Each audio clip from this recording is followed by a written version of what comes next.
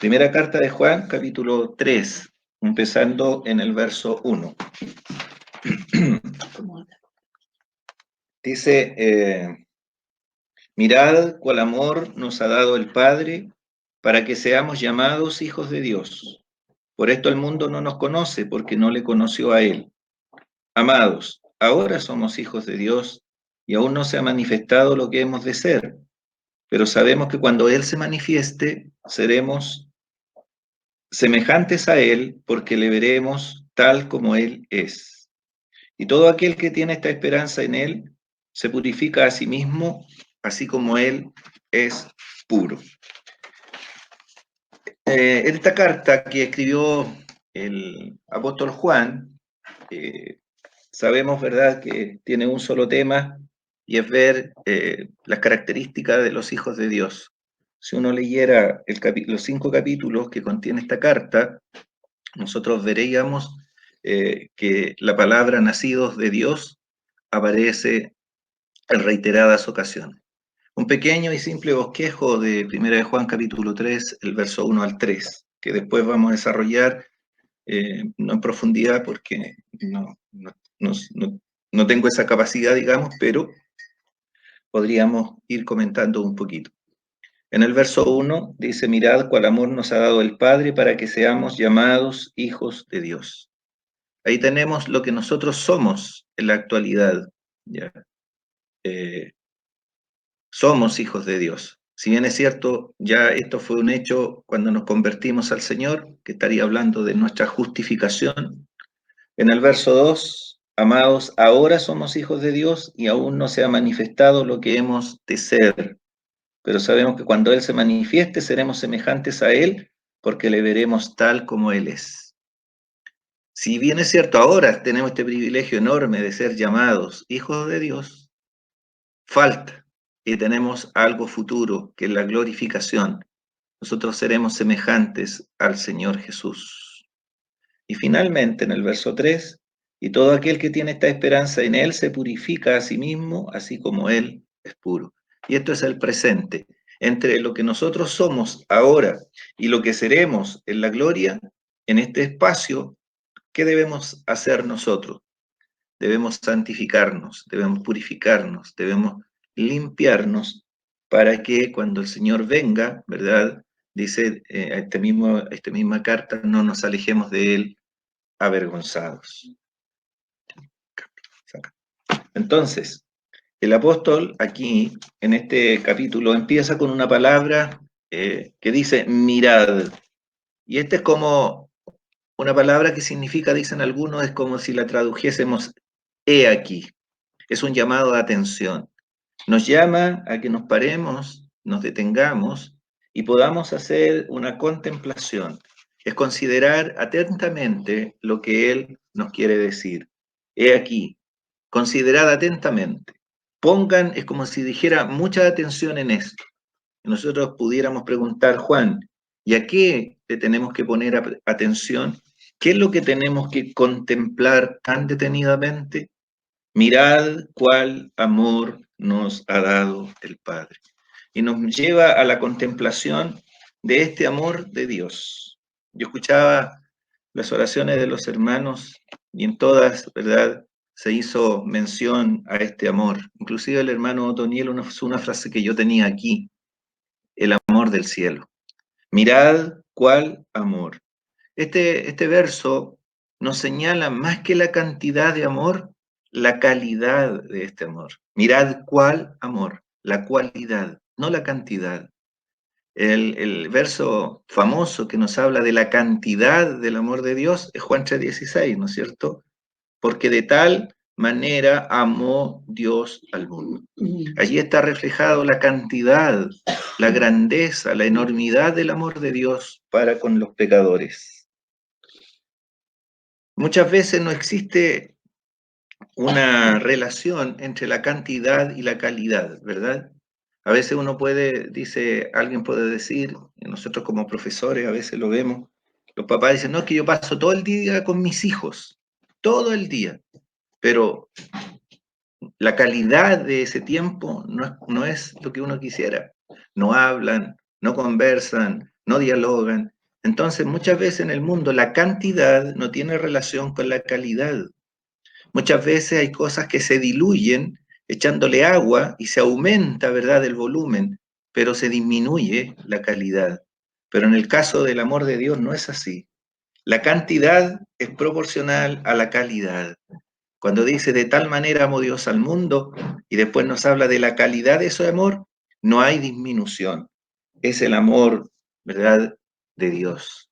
Ahora, dice, mirad cuál amor, cuál amor. Dicen que esta expresión, los que saben, los académicos bíblicos, dicen que hay una fuerza en esta expresión y que nos lleva a la admiración, a sentir una especie de, ¿cómo decirlo?, una admiración profunda, porque ¿de dónde, es como si Juan dijera, ¿de dónde proviene este tipo de amor? ¿De dónde proviene esta clase de amor? ¿De qué país lo traducen algunos? ¿De qué lugar? Porque este amor de Dios, por sus características, es tan raro en este mundo, es tan ajeno a nuestra forma de pensar, porque muchas veces, ¿verdad? Nosotros tenemos el concepto tan humano y tan arraigado en nosotros que el amor se merece, ¿verdad? Y uno escucha a veces, esta persona no merece que se le ame, esta persona no merece tal cosa. Y ese concepto tan arraigado en nosotros humanamente, a veces lo aplicamos al amor de Dios, pero el amor de Dios es inmerecido. El amor de Dios no se merece ni se gana. El amor de Dios nace en él porque esta misma carta dice, Dios es amor. Su esencia misma, su naturaleza es amor. Por lo tanto, este amor no proviene de este mundo, viene de arriba. Es un amor superior, es un amor inmerecido. Además, es un amor incondicional. No requiere ni exige condiciones. Muchas veces escuchamos en el mundo, ¿verdad? Dice, tienes que hacer méritos o te lo tienes que ganar. El amor de Dios nace en Él. Él no esperó condiciones en nosotros. Él no esperó en nosotros ningún arrepentimiento para amarnos. Él nos amó. Y nosotros leemos, ¿verdad? Y lo estudiamos en algún domingo, aquel texto hermoso en sus partes. De tal manera amó Dios al mundo. Es un hecho consumado.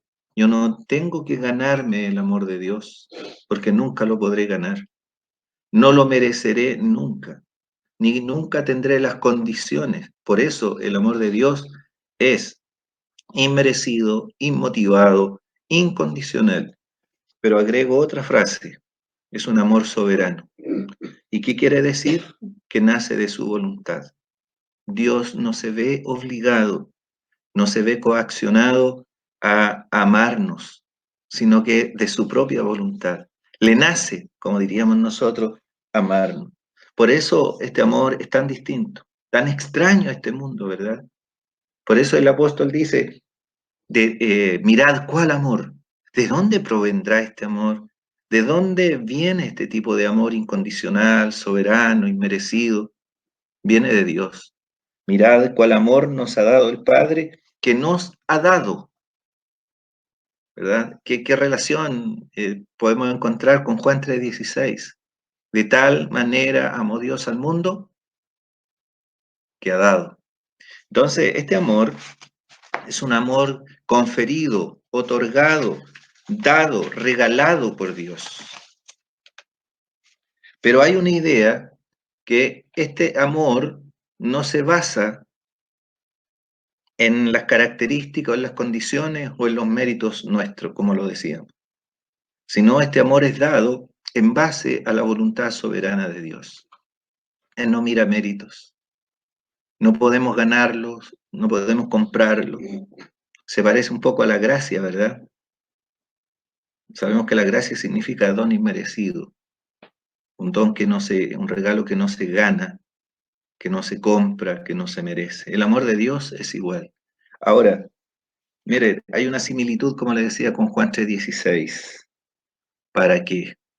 En nuestro texto dice, mirad cuál amor nos ha dado el Padre. ¿Para qué? ¿para qué? De tal manera amó Dios al mundo que ha dado a su Hijo unigénito para que todo aquel que en él cree. Allá la cantidad, acá la calidad de este amor. Propósito entonces, ¿verdad? Para que seamos llamados hijos de Dios. Y este no es un título solamente, hermanos, es una realidad. Leía, y como digo siempre, los que saben, agregan la frase esta donde dice, para que seamos llamados hijos de Dios. Algunas versiones agregan esta palabra, y lo somos. Es decir, es una realidad. Ya somos hijos de Dios. Y nosotros pensamos ahora, hermano, esto que nos ocurre, en el dolor que podemos ver, en todo lo que estamos pasando. Aún así, nosotros tenemos esta hermosa condición de ser hijos e hijas de Dios. No somos sujetos, como dice el sujeto, fue sorprendido un sujeto, un individuo, no. Nosotros tenemos este alto honor, este alto privilegio, hermanos. Nosotros somos hijos de Dios, hijos de Dios. Y quisiera detenerme un momento para, ¿verdad?, hacer un énfasis, porque a lo mejor hay personas que están escuchándonos y tienen una idea a lo mejor equivocada que enseña la religión popular, principalmente la religión católica, que habla de la paternidad universal de Dios. Es decir, Dios es el Padre de todos nosotros, por lo tanto, todos somos hijos de Dios. Y al ser Dios el Padre de todos nosotros, creen en en la hermandad universal de los hombres. O sea, todos somos hermanos. Pero la Biblia, al contrario de eso, no dice eso. No dice que todos los seres humanos son hijos de Dios, sino que nosotros llegamos a ser hijos de Dios por medio de la fe en el Señor Jesucristo. Y uno tiene que tenerlo muy claro, que no es por asistir a una religión, no es por hacer ciertas ceremonias que uno llega a ser hijo de Dios. La Iglesia Católica tiene sus llamados sacramentos, ¿verdad? Que bautizan a una guagua para quitar el pecado original, que después hace la primera comunión, que después viene la confirmación, como que a través de todos estos ritos y ceremonias, las personas llegan a ser hijos de Dios, cosa que no está en la palabra de Dios. Y otras personas, ¿verdad?, en el mundo evangélico piensan que llegan a ser hijos de Dios porque asisten a la iglesia, porque perseveran, porque se bautizaron. Y eso no es lo que la palabra de Dios nos dice. Yo quisiera leer dos pasajes clásicos, ¿verdad?, que ilustran cómo uno llega a ser hijo o hija de Dios. Justamente Juan, el evangelista, ¿verdad?, en su carta, más bien en su evangelio, en el evangelio de Juan, y yo sé que los hermanos ya están pensando en qué pasaje voy a leer. Juan capítulo 1, el verso 11, 12 y 13.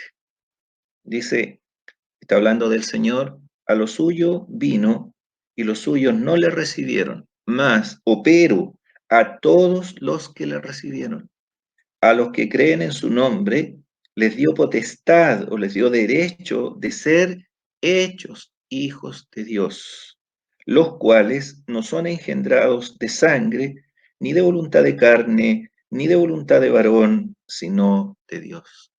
¿Quiénes son hechos hijos de Dios? Verso 12.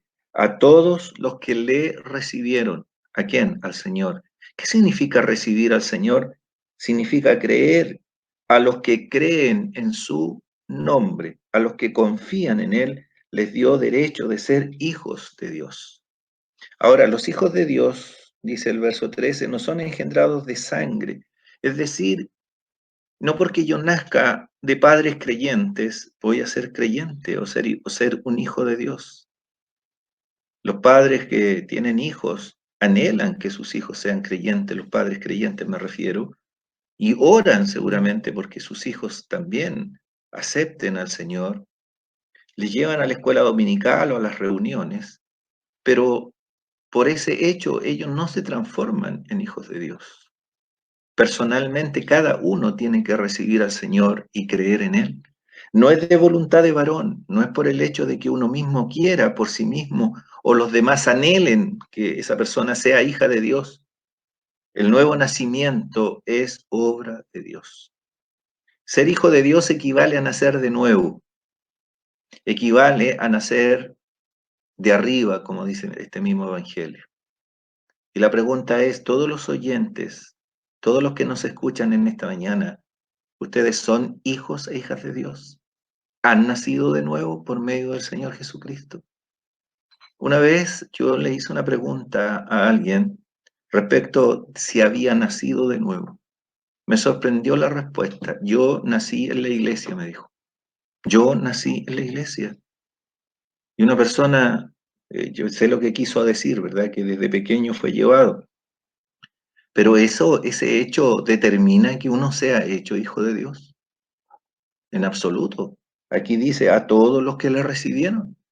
A todos los que creen en su nombre les dio potestad de ser hechos hijos de Dios. Por lo tanto, no es cuestión de cumplir con ciertos ritos. Pregúntele usted a alguien de la Iglesia Católica o evangélica si ha nacido de nuevo. Estoy seguro que muchos no saben del nuevo nacimiento, y menos si ellos han nacido de nuevo o no. Y la palabra de Dios nos dice eso, ¿verdad? Que las personas que son hijas de Dios son las que se han convertido a Él. Gálatas, la carta a los Gálatas, en el capítulo 3,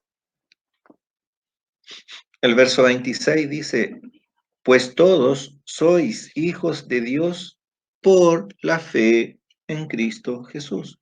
Sí, todos sois hijos de Dios, pero ¿quiénes? Los que han depositado su fe, su confianza en Cristo Jesús. Por lo tanto, las personas que no han depositado su fe en Cristo, aunque tengan una religión, toda persona que no ha depositado su fe en Cristo, aunque cumpla con ceremonias, aunque se haya bautizado, aunque diezme, aunque predique, aunque tenga un cargo en su congregación, si no ha depositado su fe en el Señor Jesucristo, esa persona no es hijo, no es hija de Dios. Soy muy categórico en lo que estoy diciendo, es lo que la palabra de Dios dice. El Señor cuenta de algunos que le dirán en aquel día del juicio, Señor, en tu nombre profetizamos, en tu nombre echamos fuera demonios, en tu nombre hicimos muchos milagros. ¿Qué va a decir el Señor? No desconoce que ellos pudieran haber hecho. Él les dice, nunca os conocí. Esas personas nunca nacieron de nuevo. Esas personas nunca se convirtieron al Señor, aunque estaban religiosamente involucrados en muchas cosas. Así que lo que me hace de hijo de Dios no es la actividad, en la fe que deposito en el Señor Jesús. Es más, yo considero necesario hacer énfasis en esto, hermanos, para que cuando conversemos con alguien sepamos decirle que cómo debe o cómo puede uno llegar a ser hijo de Dios y que no se confunda.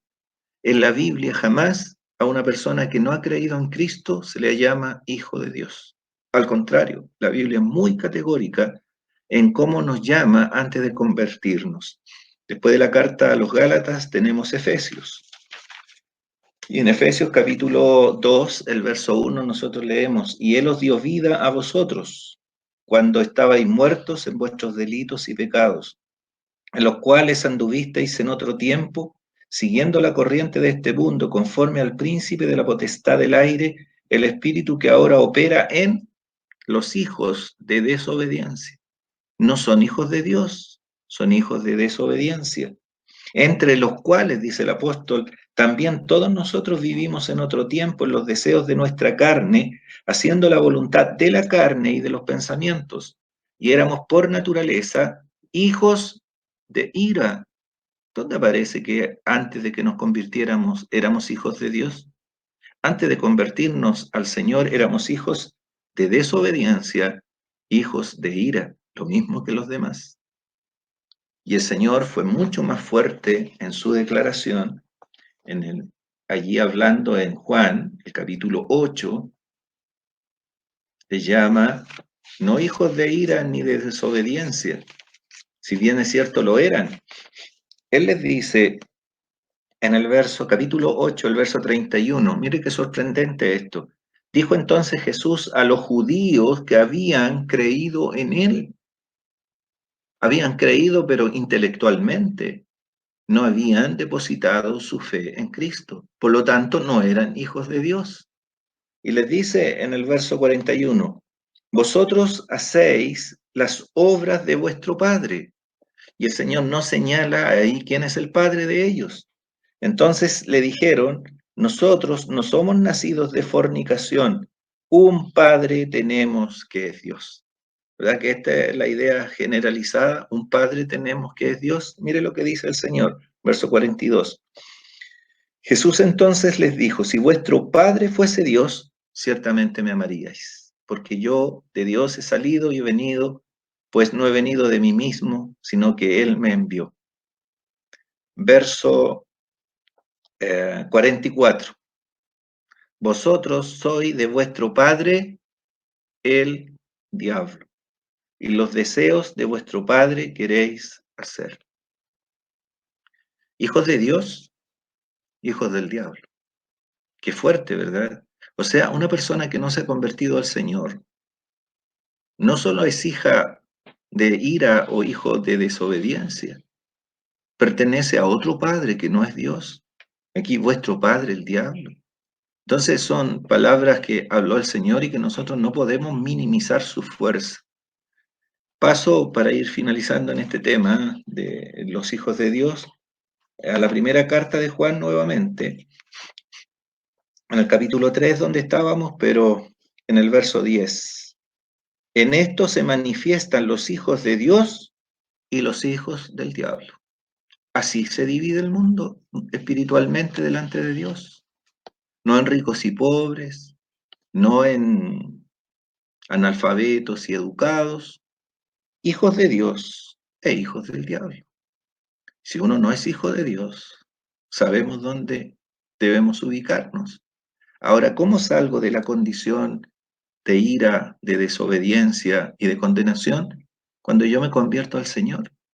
Al convertirme al Señor, paso, ¿verdad?, de esa condición de hijo de Dios, del diablo a hijo de Dios. Capítulo 5 de la primera carta de Juan, verso 19. Sabemos que somos de Dios y el mundo entero está bajo el maligno. Sabemos que somos de Dios, los hijos de Dios somos de Dios, pero el mundo entero, los que no son hijos de Dios, están bajo el poder del maligno. Entonces, es muy claro, ¿verdad? La palabra dice lo que somos. ¿Qué somos?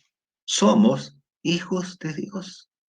¿Y por qué? Por ese amor profundo que Él nos manifestó en la persona de su Hijo cuando Él murió en la cruz. Pero ahora, el verso 2, lo que seremos. O sea, ya somos hijos de Dios. Es un tremendo privilegio. Pero hermano, nos espera algo mucho mejor y esto debe animarnos. Siendo hijos de Dios sufrimos. Siendo hijos de Dios nos enfermamos. Siendo hijos de Dios tenemos dificultades. Pero mire qué alentador lo que dice el apóstol en el verso 2. Amados, ahora somos hijos de Dios, pero dice, aún no se ha manifestado lo que hemos de ser. Aquí hay una esperanza. Aquí nos habla, ¿verdad?, de que vamos a la gloria, que esto va a pasar. Y si es un privilegio grande, hermanos, hermanas, ser hijos e hijas de Dios, si ya lo es en estas condiciones, ¿se imaginan cómo será cuando se manifieste verdaderamente lo que hemos de ser? cuando se revele toda la gloria de Dios para nosotros, cuando nosotros podamos ser glorificados. Y aquí dice, ¿verdad? Para que aún no se ha manifestado lo que hemos de ser, pero sabemos que cuando Él se manifieste, cuando el Señor venga, cuando el Señor nos lleve a su presencia, dice, seremos semejantes a Él porque le veremos tal como Él es. Lo que está aquí, hermanos, está por pasar. Y alguien mencionó en una oración, las cosas viejas pasaron, son todas hechas nuevas y un día vamos a disfrutar de esta realidad en la presencia del Señor. Levantemos nuestra vista, levantemos nuestros corazones y miremos a eso que nos espera, a esa expectativa. Y sabemos que, como dice el apóstol Pablo allí a los romanos, nuestra redención está más cerca de lo que creímos. El Señor viene y todo esto va a pasar y se manifestará realmente lo que hemos de ser. Dice, cuando Él se manifieste, nuestra esperanza está relacionada íntimamente con la venida del Señor Jesús. Seremos semejantes a Él. No debemos pensar, hermanos, como lo dice la nueva era, ¿verdad? Que dice que somos pequeños Cristos, pequeños dioses. No, nosotros no seremos idénticos al Señor, seremos semejantes a Él, porque le veremos tal como Él es. Quiero leer en ese sentido en Filipenses, que aclara un poco este concepto, en Filipenses capítulo 3, el verso 20 y 21. Dice, mas nuestra ciudadanía está en los cielos, de donde también esperamos al Salvador, al Señor Jesucristo, el cual, cuando Él venga, transformará el cuerpo de la humillación nuestra, para que sea semejante al cuerpo de la gloria suya, por el poder por el cual puede también sujetar a sí mismo todas las cosas. Esperamos al Salvador desde los cielos. ¿Y qué va a hacer cuando venga? Transformará el cuerpo de la humillación nuestra. Ya sea que estemos muertos, Él nos harde resucitar con cuerpos glorificados. Como lo dice su palabra, si estamos con vida, Él va a transformar este cuerpo. Cuando dice de la humillación nuestra, habla de la vulnerabilidad de nuestro cuerpo, sujeto a enfermedades, sujeto a dolencias, sujeto a todo lo que nosotros sabemos y que padecemos, unos más que otros. Pero cuando el Señor venga, va a transformar este cuerpo y va a ser semejante, como dice aquí, al cuerpo de la gloria suya. Sí, hermano, lo mejor está por venir. Lo mejor está por venir. No nos centremos en el presente, centrémonos en lo que viene. Es como, estoy recordando ahora cuando el Señor efectuó el primer milagro, ¿se acuerdan? La transformación del agua en vino. Cuando la aprobó el maestresala, el encargado de la fiesta, llamó al esposo y le dice, después de haber probado el buen vino que el Señor transformó de agua en vino, le dijo, todo hombre sirve primero el buen vino y después cuando han bebido mucho, el inferior, mas tú has reservado el buen vino hasta ahora. Y eso es lo que nosotros tenemos que pensar, hermano. Lo que viene es lo mejor. Muchas veces en el mundo las personas inconversas disfrutan a su manera y dicen que de esta vida no hay otra, lo comido y lo bailado no me lo quita nadie, son frases que uno escucha y eso es lo único que tienen. Tienen todo en este mundo.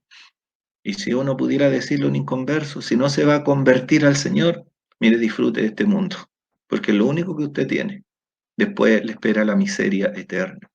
En cambio, nosotros los creyentes, ¿verdad? Aunque suframos, aunque tengamos dificultades, somos hijos de Dios, pero nos espera algo mucho mejor cuando el Señor venga. ¿Qué somos? Somos hijos de Dios. Y se va a manifestar la glorificación en un futuro no muy lejano. Todos sabemos, ¿verdad? Y uno conversa con los hermanos y dice, la venida del Señor está cerca, las cosas que suceden, y decimos muchas cosas, pero ojalá sea real y modifique nuestra forma de ser. Entonces, ¿qué tenemos? Ahora en la actualidad somos hijos de Dios.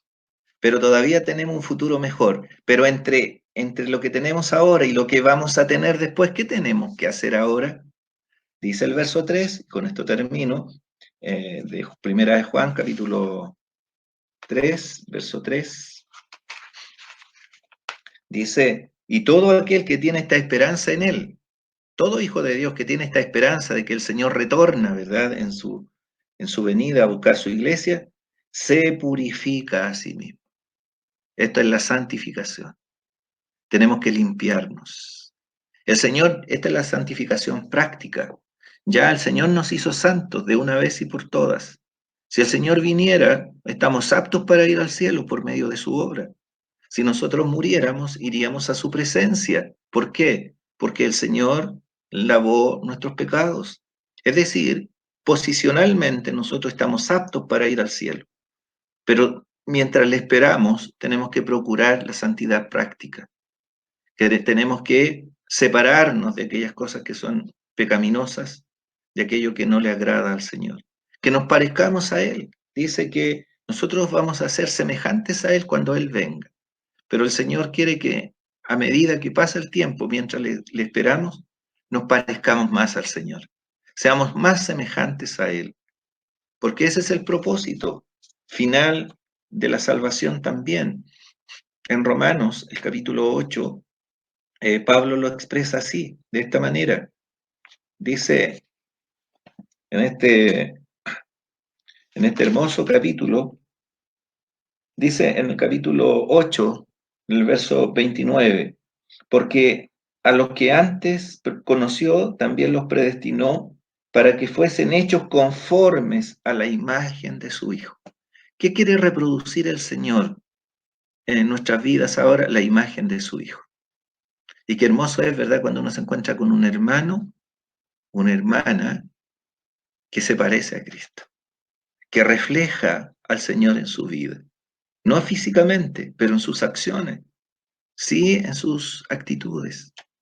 Nosotros sabemos, ¿verdad?, a diferencia del mundo, que no hay fotografías ni retratos del Señor, porque no sabemos físicamente cómo era, pero si cada uno de nosotros, no sé si estoy correcto lo que digo, pero debiéramos ser un retrato del Señor, cada uno. Mostrarle a otros lo que el Señor es. Eso es lo que está el Señor reproduciendo o quiere reproducir en nosotros. En 2 Corintios 4 o 3, a verlo, 3:18. 2 Corintios 3:18. Por tanto, nosotros todos, mirando a cada cara descubierta como en un espejo la gloria del Señor, somos transformados de gloria en gloria en la misma imagen como por el Espíritu Santo.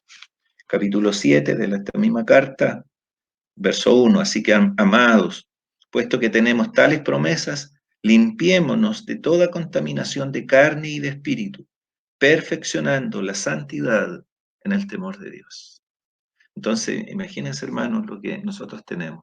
Ahora somos hijos de Dios. Mirad cuál amor. No es de este mundo, viene de arriba. Un amor inmerecido, amor incondicional, inmotivado y soberano. Somos hijos de Dios, pero aún no se ha manifestado lo que hemos de ser. Cuando el Señor venga, seremos glorificados, transformados a su imagen para disfrutar eternamente de la gloria. Pero en esta espera, en este intertanto, ¿qué tenemos que hacer? Purificarnos, asemejarnos más a Él, no para ser salvos, porque ya lo somos, sino para parecernos más al Señor. Y como digo, una vez escuché a un hermano que dijo, no hay mayor elogio que yo pudiera recibir si, ¿qué sería este? Que un hermano a uno le dijera, hermano, su actitud, su forma de ser, me recuerda la actitud de Cristo. Y eso es lo que nosotros debiéramos ser, hermanos, en nuestra actitud, en nuestra forma de hacer, de hablar, de comportarnos. Solos no podemos. Está el Espíritu Santo para auxiliarnos en esta reproducción de la imagen de Cristo en nuestras vidas. Pero eh, que el amor del Señor nos inunde, nos admire, Mirad cuál amor, qué calidad de amor y qué cantidad de amor. Que eso nos haga humillar, nos haga admirar, contemplar la gracia de Cristo. Porque fuera de Él, nosotros hermanos no tenemos absolutamente nada y eso es real, eso es cierto. Por eso la Biblia dice, a Él sea la gloria ahora y por los siglos.